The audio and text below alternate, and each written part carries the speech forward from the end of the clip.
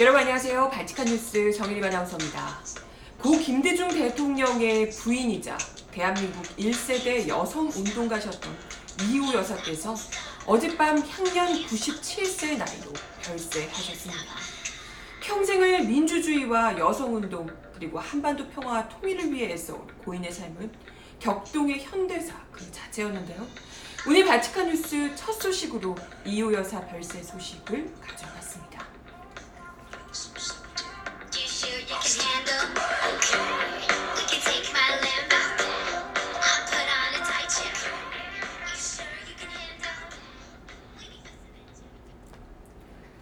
네, 여러분 어서오세요. 발칙한 뉴스 정일림입니다. 이호 여사께서 어젯밤에 별세하셨다는 이 소식을 듣고 또 그동안도 굉장히 위중하시다는 이야기들이 많이 들려오긴 했습니다만은 이렇게 또 한 분의 어른이 또 떠나시는구나 이런 좀 찹찹한 마음을 금할 길이 없었습니다. 근데 그러고 나서 생각을 해보니까 제가 또 나름대로 이 민중의 소리라는 이 언론에서 꽤 오래 있었음에도 불구하고 이호 여사님을 잘 모르더라고요. 제가 김대중 대통령의 배우자셨고 함께 고난을 헤쳐오신 동지였다 이런 정도로만 생각했지 그와 별개로 얼마나 평생을 투철한 여성운동가로 또 민주화운동을 해오셨던 분인지 이런 걸 스치듯만 들었고 제대로 그 삶에 대해서 이분의 삶에 대해서 제대로 관심 있게 지켜본 적이 들여다본 적이 없더란 말이죠. 그래서 오늘 이렇게 부고를 접하고 좀 또 대한민국의 그야말로 이 현대사 격동의 현대사를 온몸으로 겪어오신 그 고난을 헤쳐오신 민주투사이자 또 여성운동가로서의 이호 여사의 삶을 한 번은 그래도 좀 짚어볼 필요가 있지 않을까 이런 생각이 들어서 우리가 좀 김대중 대통령 같은 경우에는 뭐 우리 국민들이 김대중 대통령의 생애에 대해서 모르는 사람이 거의 없을 정도로 많이들 알고 있고 또 오랫동안 기억을 하고 있지만 이호 여사 역시도 이분의 이 정신과 삶을 꼭 우리가 또 되새겨 볼 만한 그런 분이 아닌가 이런 생각이 들어서 가져봤어요. 물론 저 말고도 우리 발칙한 뉴스 애청자분들은 저 말고 다른 분들 같은 경우에는 이미 이호 여사님의 이 삶에 대해서 너무나도 잘 아실 수도 있지만 그래도 별세하셨기 때문에 또 참 안타까운 마음으로 떠나보내는 또 입장에서 이분의 삶을 한 번은 그래도 같이 정리해보는 시간을 가져보는 게 또 의미 있지 않을까 싶어서요. 어젯밤에 별세하신 이호 여사 김대중 평화센터 이사장이시죠. 1922년에 서울에서 6남 2녀의 넷째이자 맏딸로 태어나셨습니다. 22년생. 네. 그리고 아버님이 세브란스 의학교를 나와 의사가 된 의사시래요. 의사 집안의 딸로 태어나신 거죠. 그래서 7살 무렵부터는 충남 서산에서 자라셨는데 글쎄 이제 어찌됐건 아버지가 의사하고 이랬기 때문에 나름 좀 집은 부유한 편이셨겠죠. 그래서인지 어쩐지 몰라도 어머니의 지원 아래 딸인데도 불구하고 그때 시절에는 그 딸들이 거의 공부하기가 쉽지가 않았잖아요. 어릴 때부터 공부를 굉장히 열심히 하실 수 있었다고 합니다. 그래서 1936년에 서울로 올라와서 이화여자 고등학교 보통학교 이화여고의 전신인데요. 여기에 이제 입학을 했고 1942년에는 이화여대 이화여자 전문학교 이화여대 전신이죠. 여기 문과에 입학하기도 했습니다. 하지만 당시가 일제강점기 그 말기였기 때문에 2년 만에 강제 졸업을 당한 뒤에 다시 충남 예산에서 여자 청년 연성소 지도원으로 일을 하기도 했다고요. 해방 이후에 서울로 올라와서는 다시 또 서울대 사범대학교에 1946년에 입학을 합니다. 공부를 굉장히 학구열이 뛰어났던 것 같아요. 공부를 하고 싶어 하시는 이게 뛰어나셨던 것 같아요. 그리고 대학 시절 내내 경동교회 강원용 목사와 함께 기독교 청년학생 운동에 열성적으로 참여를 했고 특히 남녀평등에 유난히 관심이 많아서 여학생들의 리더로서 여성의 권리를 찾는 일에 앞장섰고 사범대 학도호국단 부단장을 맡기도 했다고 합니다. 그 시절만 해도 거의 전통적인 이 가부장적 여성상 때문에 여성들이 굉장히 많이 이 핍박을 받던 그런 시절이죠. 근데 그런 전통적인 여성상에서 완전히 벗어나서 고인께서는 굉장히 독립적이고 활달한 행동을 많이 하셔서 별명이 다스라는 별명이었대요. 이게 뭔가 했더니 그 독일어 관사도 여성 관사, 남성 관사 이런 기구 쓰잖아요. 근데 중성 관사라고 합니다. 다스가. 중성 관사인 다스로 별명을 여자도 여자인데 여자 같지 않더라 이런 얘기였다는 거죠. 그러니까 정말 시대를 앞서가는 분이었던 것 같아요. 그 시절에도. 그리고 뭐 사회 참여 운동의 일환으로 연극 활동에 전념하기도 했었고요. 당시에 고인은 스스로 그때 당시에 대학 시절에 민족주의 운동에 굉장히 관심이 많았고 백범 김구를 존경했다고 밝히기도 하셨답니다. 그리고 참 1950년 서울대 교육학과를 졸업하고 나서 미국 유학을 준비하던 중에 한국전쟁을 맞아서 피란길에 오릅니다. 진짜 이 삶에 한국사가 다 묻어있어요. 근데 부산에서 이 피란 생활을 하면서 친구들과 함께 여성운동을 시작하는데요. 대한 여자 청년단을 만들어서 여성운동을 하고 여성의 권익을 찾아주자 이런 운동을 하기도 하고요. 1952년에 당시 여성계 지도자였던 황신덕, 박순천, 이태영과 함께 여성문제연구원을 창립하기도 합니다. 그러니까 말 그대로 대한민국에서 여성운동가 1세대라고 볼 수 있는 거죠. 이때 고인은 이 연구원의 상임간사를 맡아서 여성들의 인권을 지키고 지위를 높이는 일에 몰두를 하셨다고 하는데 이 여성문제연구원이 시작했던 그 남녀차별 철폐운동 이게 이후에 1989년에 이르러서 가족법 개정까지 이어지게 됐습니다. 이 가족법 개정 덕분에 여성들이 남편이나 아들의 종속된 상태에서 벗어나서 그나마 남성과 동등한 권리 주체가 될 수 있었다 이런 평을 받고 있죠. 그리고 전쟁이 끝난 이후에 고인은 그 시절에 1954년이었는데요. 그 시절에 4년간 오래 꿈꿨던 미국 유학길에 오르게 됩니다. 미국 테네시주 램버스 대학 그리고 스케릿 대학에서 사회학 석사 과정을 밟았고요. 진짜 대단한 분이죠. 그때 이제 생활비를 벌기 위해서 공장에서 일하면서 공부를 하고 그렇게 하셨다고 그래요. 그래서 1958년에 차별받는 흑인 공동체 문제에 대한 현장 연구로 석사학위를 받고 36살에 귀국을 하게 됩니다. 그리고 모교인 이화여대에서 사회학 강사 생활을 시작했고요. 1958년에는 대한여자 기독교 청년회 YWCA 연합회 총무로 발탁이 됩니다. 이 단체 총무로 이제 계시면서 한 4년 동안 전국의 YWCA 조직을 돌면서 여성 권리 쟁취를 위한 운동의 선봉에 서게 됐다고 합니다. 이렇게 정말 말 그대로 잘 나가던 독신의 여성운동가 이효 여사의 삶을 완전히 바꾸게 된 일이 이때 이제 이후에 일어나게 되는데요. 바로 1962년 야당 정치인인 김대중과의 결혼이었습니다. 근데 사실 지금에 와서야 우리가 김대중 대통령이 되셨고, 그죠? 대통령이시고, 어찌됐건 그 야권의 거목이신 분인데, 그때는 사실 그렇지 않았잖아요. 그때 미래가 어떻게 될지 어떻게 알았겠어요. 그때만 해도 사실 김대중 대통령은 그 박정희 군사정변 세력에 탄압당하는 말 그대로 무일푼의 정치 낭인이었다고 합니다. 그때 당시만 해도. 목포에서 계속해서 낙선하고 정치적 실패를 거듭했고, 게다가 지금 이분은 뭐 미국에서 유학까지 갔다 와서 뭐 석사를 따고 이랬던 그 이효 여사인데, 그래도 집안이 의사 집안의 딸이고 뭐 굉장히 좀 그랬던 집안의 딸이 굉장히 똑똑하고 이랬던 분인데, 지금 뭐 김대중 대통령 그때 당시에 고졸이시고, 그죠? 계속해서 정치적 실패를 거듭하고 있던 이런 상황이고, 게다가 박정희 군사정변 그 세력에 탄압당하고 있던 이런 그 정치를 꿈꾸는 정치를 하려고 노력을 하고 있지만 거의 어떻게 될지 모르는 정말 좀 뭐랄까요, 이렇게 어려운 상황의 이 청년이었던 거죠, 김대중 대통령이. 그것뿐만이 아니라 김대중 대통령이 그때 당시에 전 부인과 사별한 상태, 결혼을 이미 했던 전 부인과는 사별한 상태로 어린 두 아들까지 있었던 상태였어요. 게다가 심장병을 앓는 여동생의 어머니까지 책임지고 있던 이런 사람이었습니다.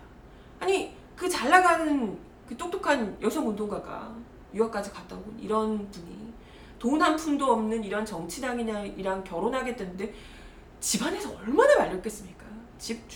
가족들이며 주변에서 정말 집요하게 반대를 하셨다고 절대 안 된다라고 했다고 하는데 그럼에도 불구하고 이호 여사가 결국 김대중 대통령을 남편으로 맞아들여서 정치인의 아내로서 새 삶을 시작을 한 거죠. 진짜 정말 대단한 분이 아닌가 생각이 들고 그때 당시에 정말 아무것도 가진 것 없는 이 사람을 내가 도와줘야겠다 이런 마음밖에 없었다 이렇게 이야기를 하셨다고 해요.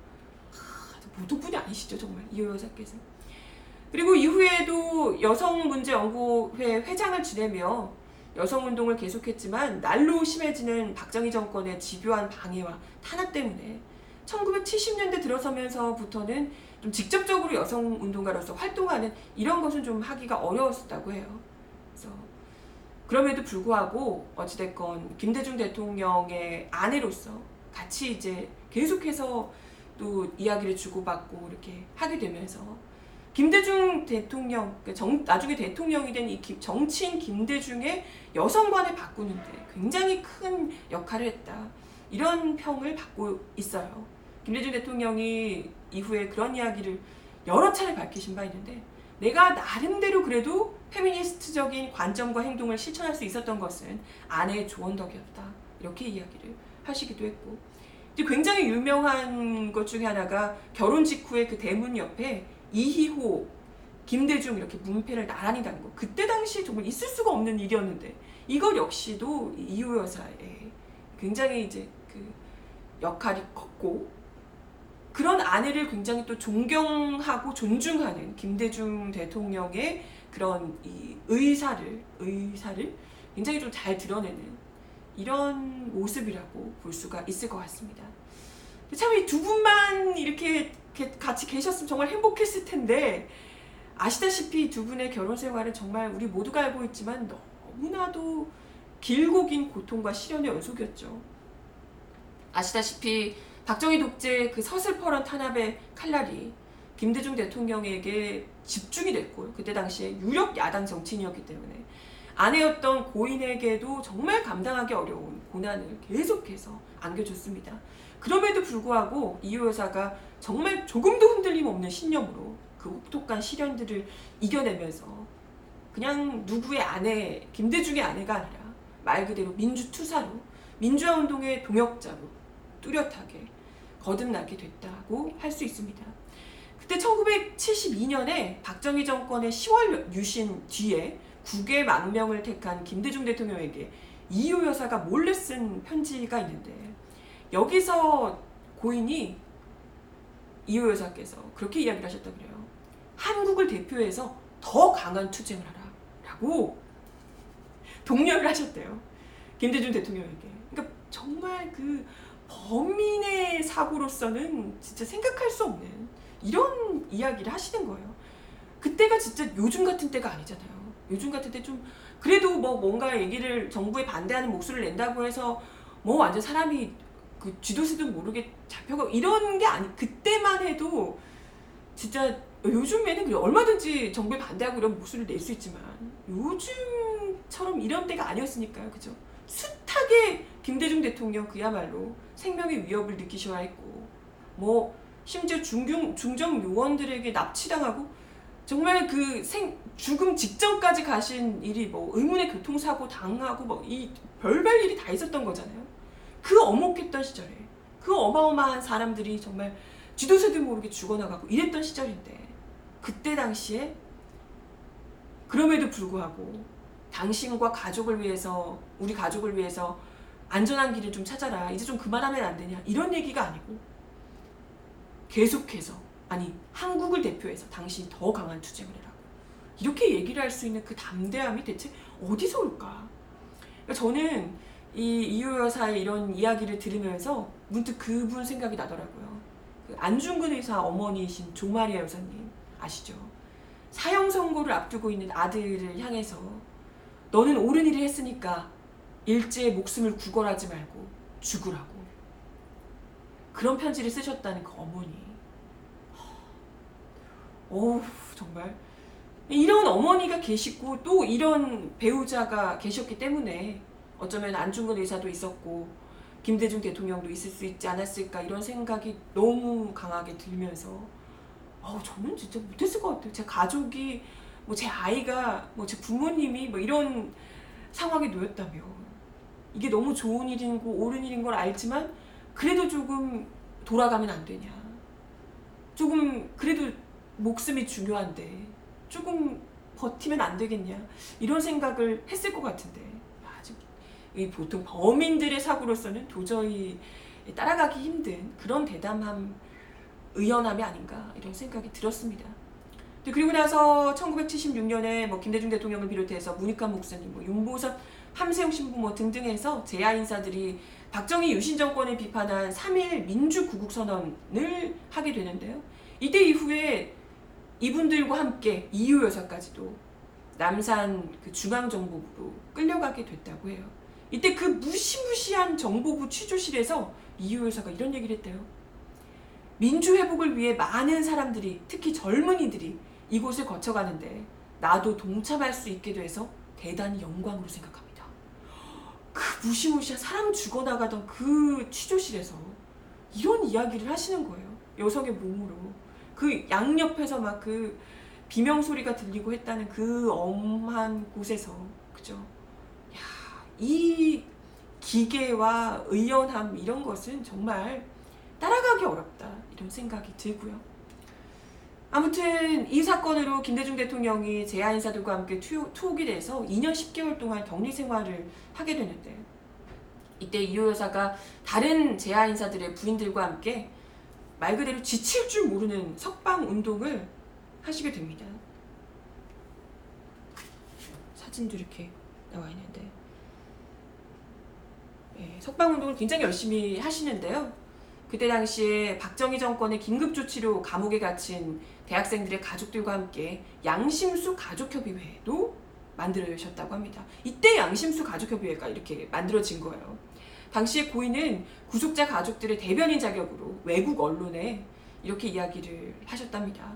우리는 국가와 민족을 위해 당당히 일하다가 고난을 받고 있는 우리 남편들을 자랑스럽게 여기고 있습니다. 그러므로 결코 우리는 눈물을 흘리지 않을 것입니다. 너무 참 존경스럽고 멋있습니다. 이후에 이 양심수 가족협의회는 1980년대 민주화 실천 가족운동협의회 민가협이 됐고, 민가협은 독재 정권에 맞서다가 자식과 형제가 투옥되거나 목숨을 잃은 민주화운동 가족들의 구심점이 되기도 했죠. 여기에 이제 전태일 어머니 이소선 여사, 또 부천서 성고문 사건의 피해자 권인숙, 또 박종철 어머니, 박종철 열사의 아버지 박정기, 그리고 이한열 열사의 어머니 배은심, 뭐 이런 분들과 함께 계속해서 뜻을 모으게 됐습니다. 근데 그렇게 유신 체제가 끝나나 했더니 아시다시피 또 전두환 신군부가 또 닥치고, 그때 당시에 이 신군부가 김대중 대통령을 그리고 또 그 주변 인사들을 잡아넣어서 모진 고문 끝에 김대중 내라는 모 사건을 조작하기도 하고요. 그때 당시에 그 큰아들이신 김홍일 씨가 이 고문을 견디지 못하고 시멘트 바닥에 몸을 던졌다가 영구 장애를 얻게 되기도 했습니다. 그리고 바로 얼마 전에 파킨슨병의 악화로 고인보다도 더 먼저 생애를 마치게 되기도 했었죠. 근데 정말 이런 상황에서도 정말 그때는 남편이 언제 사형 선고를 받아 죽을지도 모르는 상황인데도 절대 남편에게 군부 세력과 타협하라는 말을 끝내하지 않았다고 하죠. 오히려 그 대법원 확정 판결을 앞두고 남편과 면회를 한 자리에서 하느님의 뜻대로 하소서 이렇게 기도를 하시면서 이 땅에 하느님의 정의가 실현되는 민주주의가 이루어지도록 허락해 주십시오. 이런 이야기만 하셨다고 해요. 그걸 보면서, 그런 아내를 보면서 김대중 대통령이 정말 그때만큼 아내를 존경하는 눈으로 본 적이 없다. 이렇게 말씀을 하셨을 정도로 정말 이렇게까지 든든한 정치적 동지이자 배우자가 있을까 이런 생각이 들어요. 정말 그런 의미에서 김대중 대통령께서 정말 아내를 너무나도 잘 얻으신 거죠. 네, 그런 세월을 다 거치고 이제 김대중 대통령이 대통령으로 당선이 됐고 이후에 이효 여사가 또 나름 굉장히 오랫동안 1세대 여성 그 운동가로 활동을 하셨던 이력을 살려서 여성 권익 실현을 위해서 굉장히 많은 노력을 기울이셨던 것으로 알려지고 있습니다. 국민의 정부 시절에 여성 장차관 수가 굉장히 많이 늘어났고 또 정부 수립 이후 처음으로 여성가족부가 만들어진 것도 이 고인의 노력에 배어든 결과였다고 하고요. 1998년에 가정폭력 방지법이 제정되고 또 1999년 남녀차별금지법이 만들어진데도 바로 여성운동가 이효의 삶이 녹아있다고 하겠습니다. 그리고 나서 김대중 대통령께서 돌아가시고 난 이후에 이제 또 이효 여사의 삶은 또 한 번 전환기를 맞이하게 되는데요. 2009년 9월에 김대중 평화센터 이사장으로 취임을 합니다. 동역자이자 동지로서 한반도와 세계 평화를 위해 김대중 대통령, 남편인 김대중 대통령이 읽어왔던 일들, 그 뜻을 이어가는데 남은 생을 모두 바치겠다 이런 뜻을 밝히신 건데요. 이후에 남북의 화해와 평화 통일을 위해서 그 참 정말 고난했던 이명박근혜 정부 시절에 굉장히 마지막까지 기력을 쏟아부으셨습니다. 2011년 12월에 김정일 북한 국방위원장 사망 때 방북을 해서 조문을 하기도 했고요.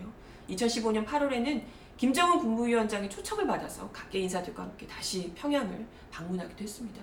그때 이제 그 이명박근혜 정부 시절이라 또 별별 이야기가 다 나왔는데도 전혀 아랑곳 없이 꼿꼿하게 본인의 이제 길을 가신 거죠. 참 거의 100년에 가까운 97년이니까요. 100년에 가까운 삶을 회고하면서 고인은 본인 스스로 내 양심에 비추어 일생을 부끄럽지 않게 살았다고 생각한다. 이렇게 이야기를 하셨다고 해요. 정말 자기 인생을 돌아보면 이렇게 얘기를 할 수 있는 사람이 몇이나 될까 이런 생각이 들어요. 일생 동안 자기 신념을 그만큼 올곧게 지켜왔기 때문이 아닐까 이런 생각이 들고 그러면서 여성의 인권을 존중하고 높이는데 조금이라도 도움이 된 사람으로 기억되기를 바란다. 그리고 남편과 함께 민주주의를 이루기 위해 한 길을 걸었다는 것을 기억해줬으면 합니다. 라고 이야기를 하셨다고 하네요. 여성운동가로서 또 민주화 운동가로서 그리고 평화 운동가로서 정말 그 긴 고난 속에서도 무려 97년을 흔들리지 않는 신념으로 살아오셨던 이 시대의 정말 존경스러운 큰 어른이시다 이런 생각이 들고요. 이제 남편과 또 큰 아들 곁으로 가서 더 이상은 그 고난 없는 평온한 그런 곳에서 못다한 긴 이야기들 나누셨으면 바랍니다. 부디 영면하시길 고인의 명복을 빌겠습니다. 네, 오늘 이효 여사님 관련된 이야기를 제가 좀 길게 준비를 해봤는데 사실 다른 소식을 또 하나 더 준비한 게 있어요. 좀 짧지만 이야기를 하나만 더 드리고 같은 여성이지만 어떻게 이렇게 다를까 이런 생각이 들게 하는 나경원 자유한국당 원내대표가 또 이런 이야기를 하셨다고 해서 이 소식 하나만 짧게 전해드리고 인사를 드리겠습니다. 네, 국회 파행 책임 떠넘기는 나경원, 민생국회 반대자는 문 대통령이다. 이렇게 이야기를 했다고 하네요. 네, 지금 여야 사당과 자유한국당의 패스트트랙 대치 이후에 지금 국회 공전이 계속되고 있는 상황입니다. 사실상 자유한국당이 계속해서 억지를 부리면서 말도 안 되는 패스트트랙 처리하라는 등 말도 안 되는 얘기를 하면서 억지를 부리고 있죠. 그러면서 국회가 계속해서 그냥 공전하고 있는 상황인데 이와 관련해서 국민들의 쏟아지는 질타에도 불구하고 나경원 원내대표가 이 모든 책임은 다 문재인 대통령 때문이다 라고 이야기를 하셨더라는 소식입니다. 오늘 국회에서 열린 원내대책회의에서 이런 이야기를 했다고 하는데요. 지금까지 국회 파행의 과정과 이유도 한번 되짚어보자. 여야 간 불화와 정쟁의 한가운데는 바로 대통령의 파당 정치가 있다. 이렇게 이야기를 합니다. 국가 최고 지도자로서 또 행정부 수반으로서 정치로부터 최대한 떨어져 국정을 살펴야 할 대통령이 자유한국당에서 이렇게 얘기하니까 너무 웃긴다, 그죠? 지금은 정치의 가장 전면에 나와 있다. 지난 불법 날치기 패스트트랙 상정도 결국은 공수처에 대한 청와대의 지나친 욕심이 화근이었다. 이렇게 얘기를 합니다. 그러면서 대통령의 아집과 오기가 의회 민주주의를 방해하고 있다며 그나마 여야가 머리를 맞대는 가운데도 문 대통령의 싸움 부추기기 정치는 계속되고 있다. 이렇게 얘기를 합니다. 문 대통령이 대체 언제 싸움을 부추겼죠? 국회에서 제발 좀 일을 했으면 좋겠다. 국회가 지금 이 시급한 상황이기 때문에 어떻게든 마음을 모아줬으면 좋겠다. 이런 류의 얘기를 하신 건데 대체 무슨 싸움을 부추겼다는 건지. 아니 그리고 불법 날치기 패스트트랙이라니요. 진짜 법 전공하신 분이 너무 법에 무지한 얘기를 계속해서 하시는 거 아닌가. 패스트트랙 상정 과정에서 무슨 불법이 대체 있었다는 거지. 빨리 좀 이거 조사를 했으면 좋겠어요. 지금 수사 아직도 안 됐나요? 거기 그때 당시에 뭐 이은재 의원을 비롯해서 얼마나 많은 자유한국당 의원들이 불법을 저질렀는데 불법을 저지른 당사자들이 지금 피해자들을 상대로 니들이 불법을 저질렀다고 이야기하는 이 적반하장의 상황인데요. 이게 빨리 수사가 진행이 안 되고 있으니까 지금 이런 뻔뻔한 얘기를 하는 거예요. 빨리빨리 그때 당시에 말도 안 되는 짓들을 했던 불법 폭력을 저질렀던 자유한국당 의원들, 당직자들 빨리빨리 수사를 진행해서 좀 처벌을 해야 됩니다. 다시는 이 국회에 기웃거리지 못하게 해야 합니다. 지금 좀 뭣도 모르고 지금 떵떵거리면서 이렇게 이야기를 하고 계시는데 그러면서 지금 국회에서 그렇게 사실 지금 국회에서 모두가 한 뜻인데 대통령이 회방을 놓고 이런 상황이 아니잖아요. 자유한국당을 빼놓고 다들 일을 하려고 하는데 자유한국당이 계속해서 회방을 놓고 있고 그에 대해서 다른 정당들도 질타를 하고 있는 상황이 계속해서 이어지고 있는데 온 국민들이 그걸 똑똑히 알고 있는데 계속해서 어제 뭐 민경욱 대변인도 뭐 대통령 탓이라고 그러더만 계속해서 대통령이 아집을 부리고 있어서 민주주의를 방해하고 있다. 민주주의 누가 방해하고 있을까? 민주주의를 방해하는 그 당사자가 바로 지금 자유한국당이라는 거를 좀 아셨으면 제발 좀 이렇게 계속해서 자유한국당의 지지율이 떨어지는 게 어떤 의미인지를 좀 아셔야 될 텐데 이렇게 상황 파악이 안 될까요?